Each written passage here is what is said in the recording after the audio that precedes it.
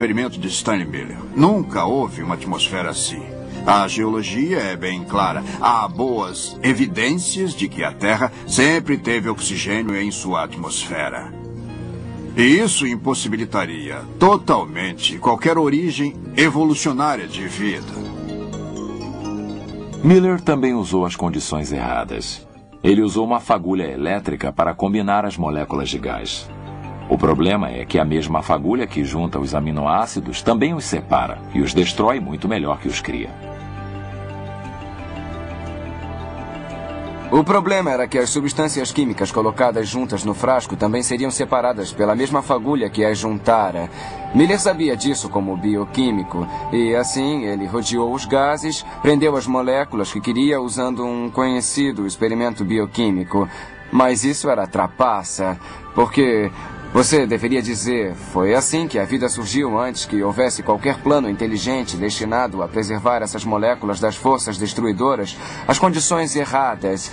Então, ele conseguiu os resultados errados.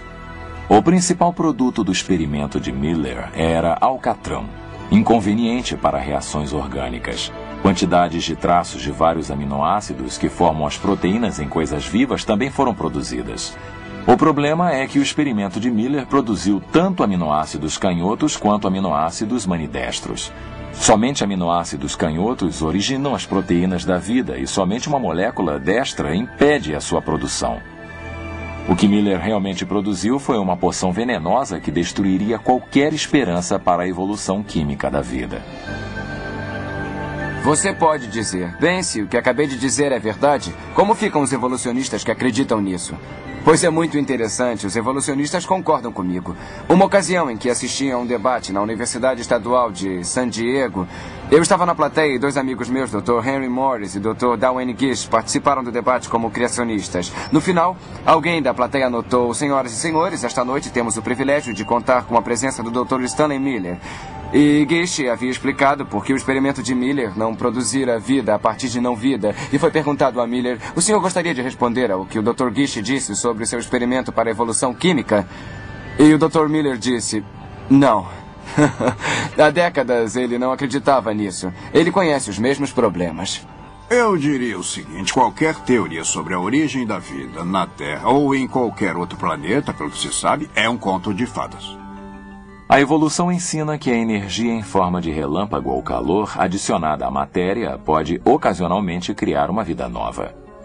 No entanto, toda a indústria alimentícia repousa no fato de que isso jamais acontecerá.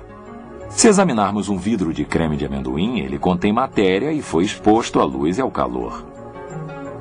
Mas nunca encontraremos vida nova em seu interior, a menos que uma vida do exterior o contamine. Se a teoria da evolução fosse viável, então eu deveria, ocasionalmente, submetendo isto à energia, obter uma nova vida. Agora, se formos ao mercado e eu abrir este vidro de creme de amendoim, talvez nem sempre, mas em algumas ocasiões, poderei encontrar uma nova vida em seu interior. Então, quando abrimos o vidro de creme de amendoim e olhamos lá dentro, não há vida nova.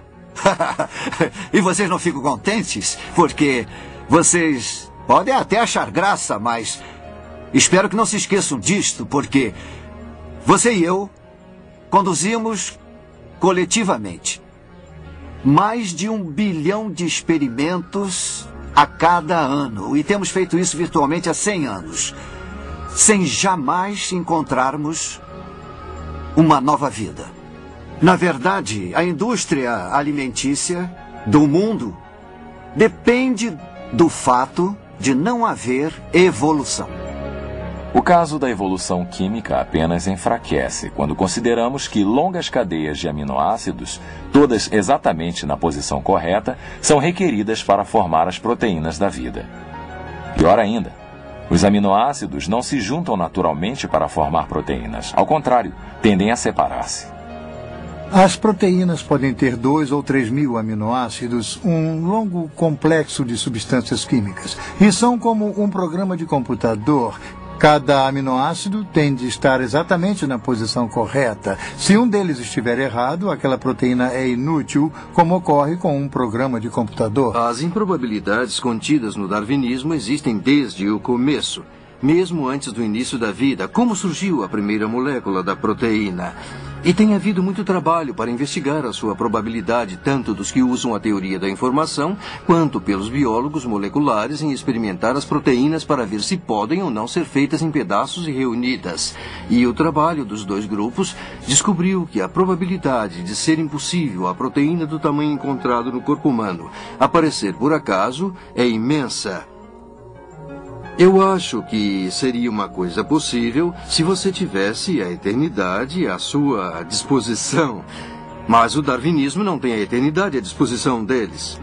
O cientista da teoria da informação Hubert Yockey calculou e o biólogo Robert Sauer confirmou que a probabilidade de uma proteína contendo apenas 100 aminoácidos formar-se espontaneamente é menor que uma chance em 10 elevada à 65ª potência.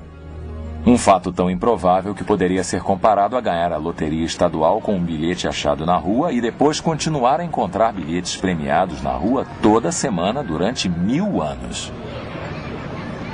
A origem da primeira vida, oriunda de um complexo químico comum, é tão vasta que nenhum evolucionista já conseguiu superá-la e é um dos maiores obstáculos da teoria da evolução que conheço.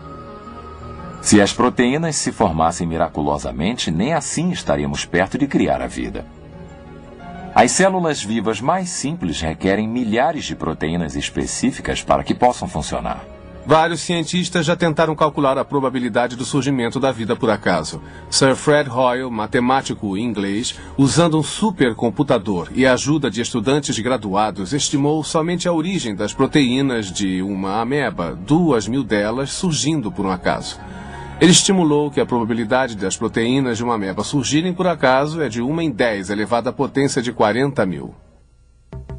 A probabilidade de uma chance em 10 elevada à potência de 40.000 é absurdamente pequena.